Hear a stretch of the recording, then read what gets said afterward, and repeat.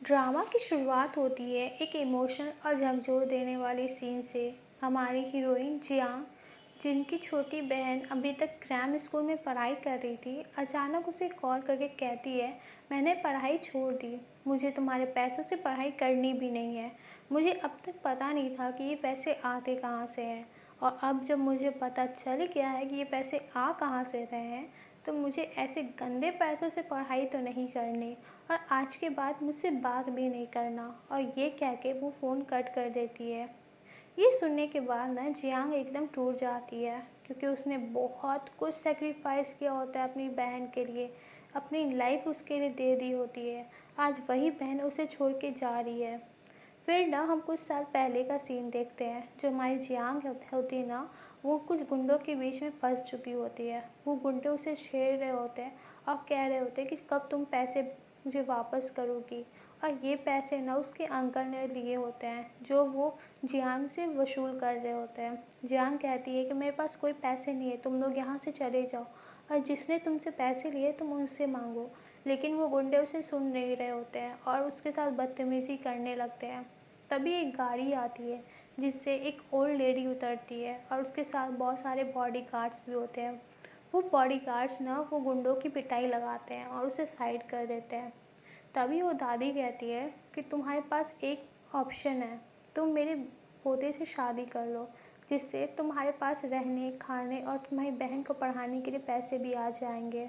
वैसे भी जब से तुम्हारे पेरेंट्स की डेथ हुई है, तुमने बहुत कुछ सफ़र किया है, तो तुम शादी कर लोगी तो तुम्हारे पास कम से कम स्टेबिलिटी आ जाएगी। और मैं चाहती हूँ कि मेरा पोता भी अब शादी कर ले। तो जो हमारी हीरोइन है ना जियांग, वो सोचती है कि वैसे भी उसके पास रहने खाने के पास पैसे हैं नहीं, और ना ही वो अपनी बहन को अच्छी लाइफ दे सकती है अकेले अपने दम पे। तो क्यों ना वो अगर यंग मास्टर से शादी कर ले, तो उसकी बहन की पढ़ाई लिखाई और उसका रहने का इंतज़ाम हो जाएगा। और ये सब सोच के ना वो दादी को हाँ कह देती है। फिर ना वो मिशन पे लग जाती है। वो यंग मास्टर के स्कूल, मतलब जो कॉलेज है उसके पास जाती है, उसे मैसेज करती है, उसे स्टॉक करती है, प्यारे प्यारे सीन्स क्रिएट करती है, जिससे यंग मास्टर उसके प्यार में गिर जाता है। और जब फाइनली यंग मास्टर से प्यार करने लगता है, तो एक दिन ना वो टेरेस पे बैठती है और यंग मास्टर को कहती है, अगर तुम मेरे प्रपोज़ल को अब तक एक्सेप्ट नहीं करोगे तो मैं यहीं से कूद जाऊँगी, ठीक है? और बाद में मुझे कुछ भी हुआ ना, तो उसका रीज़न तुम बनोगे। तो हमारा यंग मास्टर कहता है कि नहीं नहीं, ऐसा ना करना। लेकिन जो जियांग है वो सुन नहीं होती है। तभी यंग मास्टर उसकी प्रपोज़ल को एक्सेप्ट कर लेता है, और इसके बाद ना जियांग बहुत ज़्यादा खुश हो जाती है, और वो सीधे उसकी गोदी में जाके गिरती है। यंग मास्टर तो उससे प्यार करने लगता है, तो वो उसे किस करने जा रहा होता है। तभी गलती से जियांग के मुंह से निकल जाता है कि दादी ने तो बताया नहीं था कि तुम ऐसी चीप हरकतें भी करते हो। और ये सुनने के बाद हमारा हीरो का दिल टूट जाता है, क्योंकि उसे अब तक लगता था कि जियांग उससे प्यार करती है। लेकिन तो जियांग जो है वो तो दादी कहने पे उससे आई थी मिलने के लिए, उसे प्रपोज़ करने और उसे इम्प्रेस करने के लिए, जबकि यंग मास्टर उससे प्यार करने लगता है। और ये सोच के वो बहुत ज़्यादा ही बुरा फील कर रहा होता है। फिर बाद में हम देखते हैं कि वो लोग डिसाइड करते हैं कि वो लोग आपस में शादी करेंगे, और पूरी सोसाइटी के सामने एज ए हैप्पी कपल दिखाएंगे, जिससे लोगों को लगेगा नहीं कि वो लोग फेक कपल है, और ख़ासकर दादी के सामने। लेकिन जब से जियांग इस फैमिली में शादी करके आई है ना, ये फैमिली उसे हमेशा आउटसाइडर ही मानते हैं। वो उसे हमेशा टोन देते हैं कि ना तुम्हारे पास पढ़ाई है ना खानदान है, बस एक प्रेटी फेस है, और इससे तुम लोगों को इम्प्रेस कर रही हो। लेकिन जो हमारी जियांग है ना, उसे ये सब चीज़ों का फ़र्क ही नहीं पड़ता। वो यहाँ पे उनके एक्सेप्टेंस और उनके प्यार के लिए आई ही नहीं थी। वो तो बस अपने माँ बाप की मौत की सच्चाई जानने के लिए आई थी। और धीरे धीरे उसे पता चल जाता है कि उसके पेरेंट्स की मौत एक्सीडेंटल नहीं थी, बल्कि एक सोची समझी प्लानिंग थी, और उसे मारा गया था। और वो सोच के वो बहुत ज़्यादा टूट भी जाती है, लेकिन कोशिश करती है कि अपने आप को स्ट्रांग बना के रखे। और ये सब चीज़ किसने करवाया था, वो धीरे धीरे हमें पता चलता है। ये और किसी ने नहीं, क्वैंग ने किया था, जो ही फैमिली की बहू थी, और जो हमारा हीरो है उसकी चाची थी। वो बाहर से तो बहुत स्ट्रॉन्ग और बहुत पोलाइट दिखती है, जो लोगों को इम्प्रेस करने के लिए काफ़ी होता है एज ए रॉयल लेडी, जबकि अंदर से वो एक मास्टरमाइंड औरत है जो दूसरों को बर्बाद करने के लिए कुछ भी कर सकती है, मतलब कुछ भी। जब जियांग को सब कुछ पता चलता है ना, तो वो चुप रहती है, क्योंकि उसे पता होता है कि उसके एक बोलने से कोई इस बात को एक्सेप्ट करेगा नहीं, तो उसे प्रूफ चाहिए।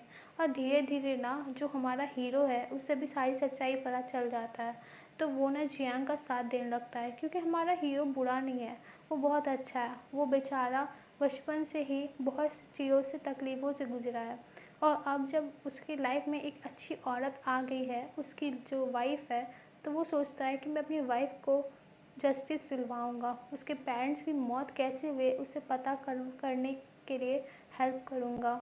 फिर धीरे धीरे पता चलता है कि जो हमारी हीरोइन है उसके फैमिली की मौत के पीछे बहुत लोग मिले थे, जैसे दादी, आंटी और अंकल भी।